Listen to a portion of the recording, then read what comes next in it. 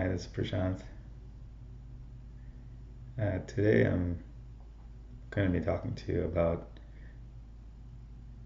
how teachings of Ramana Maharshi,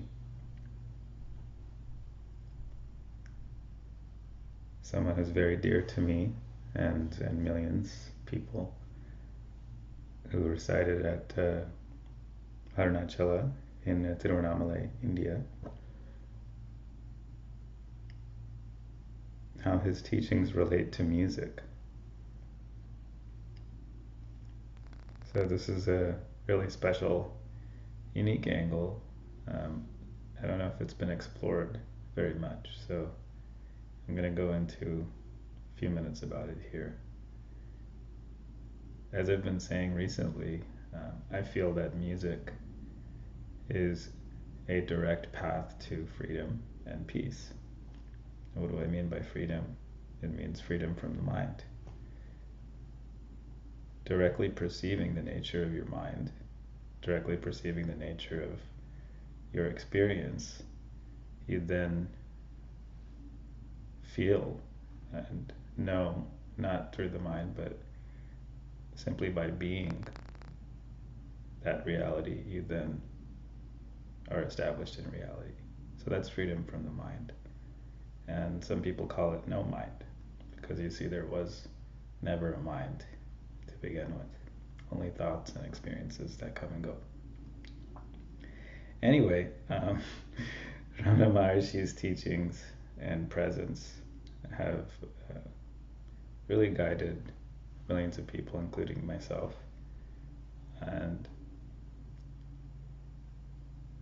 sometimes people get confused by his instructions on especially self-inquiry. People get very confused by asking, who am I? They feel that they need to ask, who am I, and look for the answer, which is partially true. But in my experience, the question, any inquiry question, has a particular function.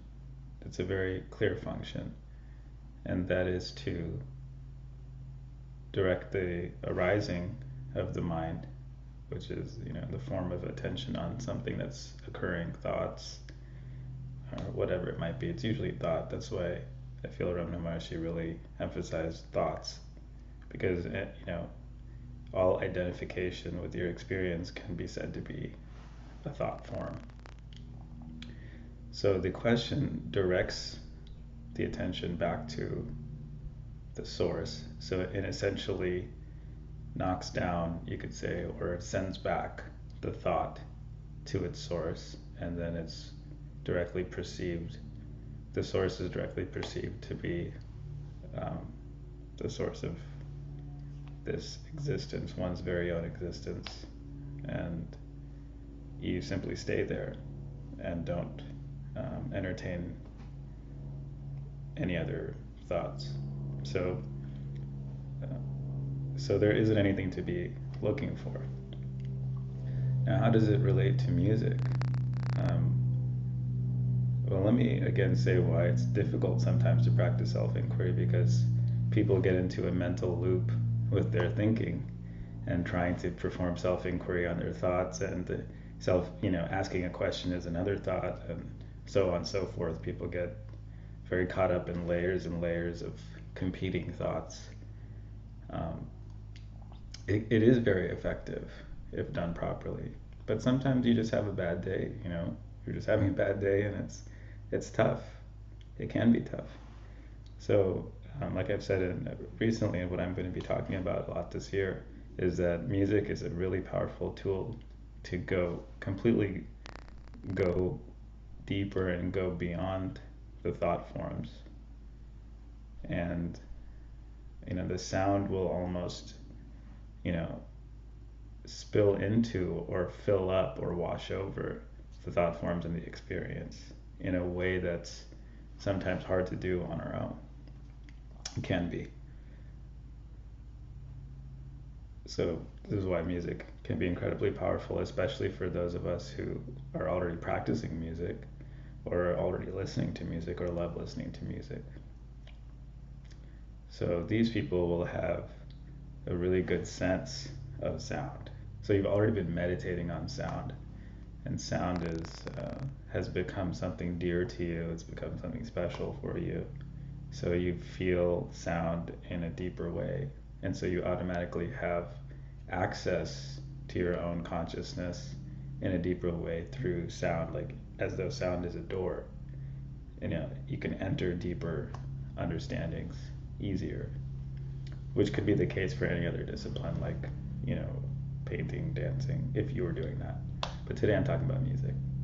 And one of the really beautiful and profound things Ramana Maharshi said when he was alive, specifically about music, it was just one of his examples that I think maybe he himself liked, because he thought it was a good example, perhaps, or felt it was.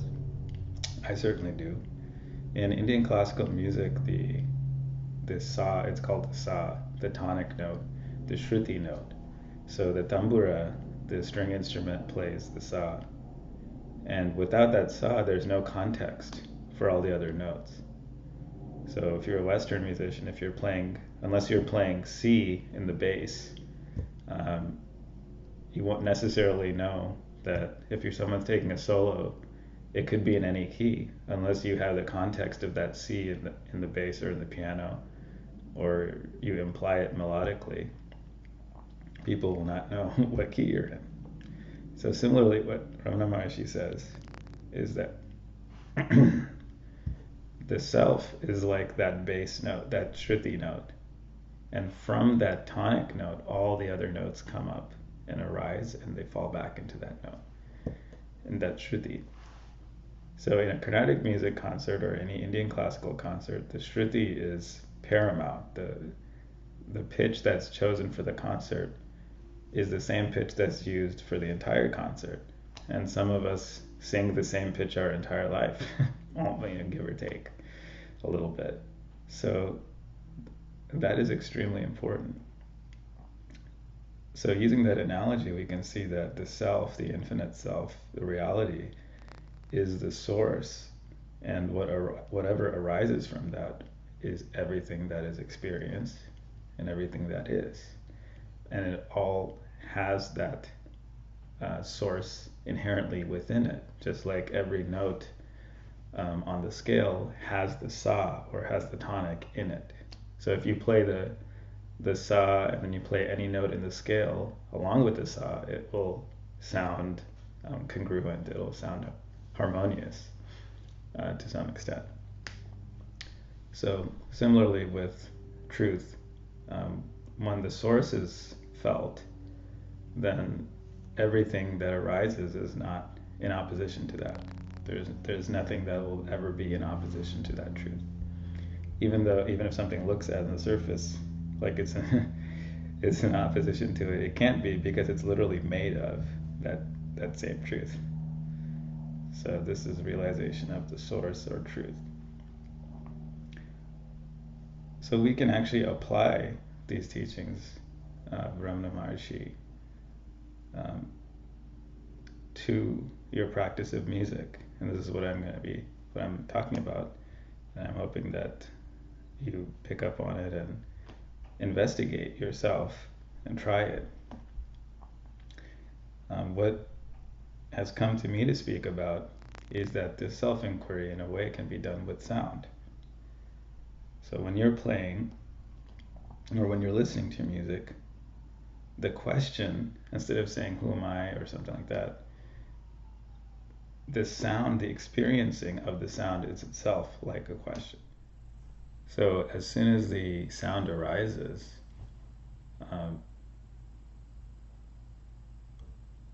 that can trigger within you an immediate returning back to your source by turning the attention within you. So how is this possible? First, when you hear the sound, instead of trying to feel I am listening to some other music separately, you just feel the sound arising within you. So you can close your eyes, and just when you really notice sound, you'll notice that it's always actually arising within your awareness, not in another location. The other location is only there for a functioning, so you know that, okay, maybe there's a person there or there's a recording or something, and you can switch it on, you can switch it off, or whatever. That's just for the functioning of your body. But in practicality, the ultimate practicality is that it's actually arising within your awareness. So simply by having, seeing this perspective, if you can, dropping all your concepts and notions and ideas for just a moment, immediately that'll become like an inquiry. So the second you hear the sound arising, you feel it within you. You feel it within you as a feeling texture, rather than going after something with the mind and thinking, well, what is this and what is this made of and all that. So that's going to distract you. It's going to put you into the mind. So what's great about music is that it actually takes you out of the mind for most of us. I would hope. There are definitely traps where people become really interested in music and start putting it into definitions and concepts and ideas, and then the music can actually become another trap and where the mind grabs you. But for those people who just really enjoy music, and it's a way to get out of your mind and into the source and into freedom. So you feel the sound arising, and let that feeling texture keep pulling you deeper into your source, which is really natural. It's not something far away or something like. When I say deeper, it's not that you need to travel somewhere into some very special kind of awareness that's, unusual. It's the most natural thing that you already have. It's already there. So all you're doing is actually, when I say you're going deeper and you're dropping deeper and deeper, what's happening is the layers of thought and the layers of conditioning and beliefs are sort of lifting and dissolving. And so the source and the silence underneath the sound is being revealed more and more and more. So all you need to do is just relax. Listen to the music, and it can be any music, and relax completely. Now here's the other thing. When you're doing this, most people, when they listen to music, they really want to listen to that music, and then if some other sound comes in and distracts them, it becomes disturbing. And it sort of takes you out of your enjoyment and bliss of listening to music. But don't let that happen, because in the very first point, we could see that music was arising within our awareness, not externally. So whatever else is arising in your awareness is also part of that awareness. Yeah, yes or no? Just look and see, very simple. So whatever is arising, all the sounds, and everything else too, but we can just focus on sound, is leading you back, it's pointing you back into silence. That's it.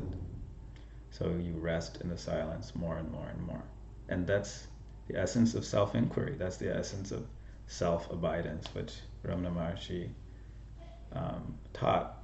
I mean, he didn't even need to talk about it. He only sat, just being himself was enough for most people.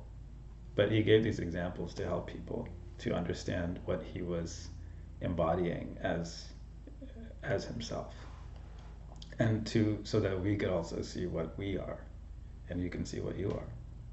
So this is the benefit of those people who were around Bhagavan, as we affectionately call him, Ramana Maharshi, was that you could be in his physical presence, or you could remember him and feel his presence,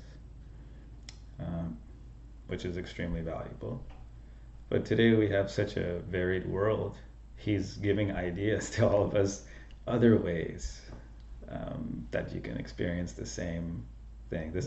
He planted this idea. It's not my idea. The very first video I posted some years ago, something like self-inquiry with sound or something like that, where I went and I had some music and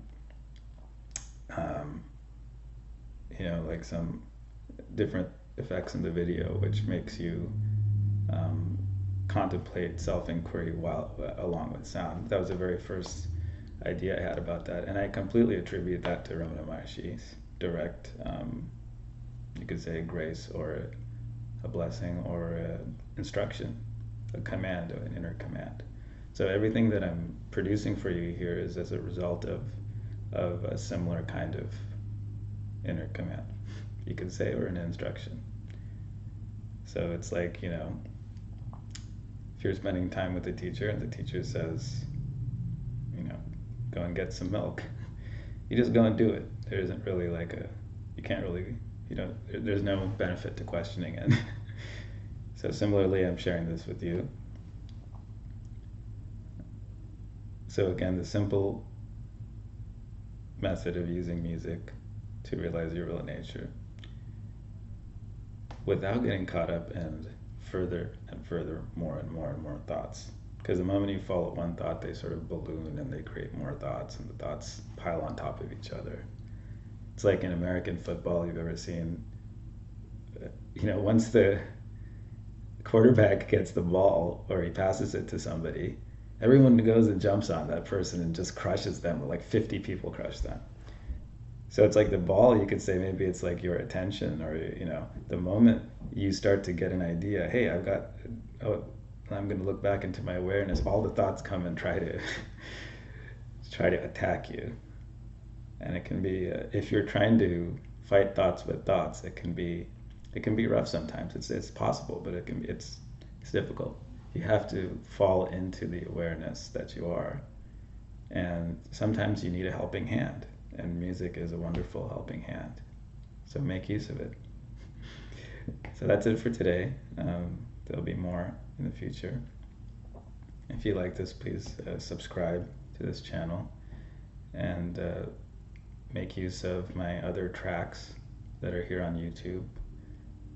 You can meditate with them, you can listen to them in the car, although I've been told by some people that could be dangerous because when you listen to it, many of you may find, or some of you may find, that you're immediately put into a state of silence, and if it's not something you're used to being in, you may not function very well for the first couple minutes. But if you've been listening to it for a while, it should be okay. You can put it in the car. You can play it while you're sleeping, or you're sitting meditating, while you're cooking, whatever you want. So make use of it. It's all freely available here on YouTube and on my website, Prasant Music, Prasant music.com, and enjoy that and have fun with it. So if you have any questions, feel free to contact me at my website, and I'll see you next time.